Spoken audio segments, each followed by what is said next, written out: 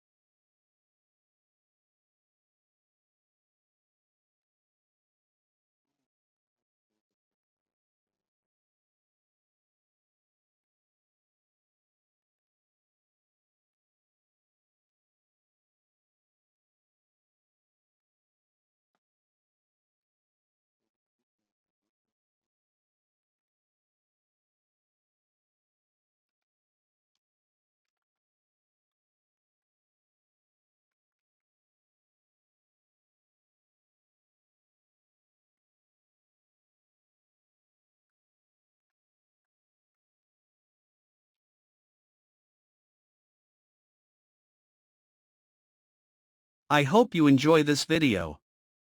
Please like, comment, share and subscribe my channel. Thanks for watching.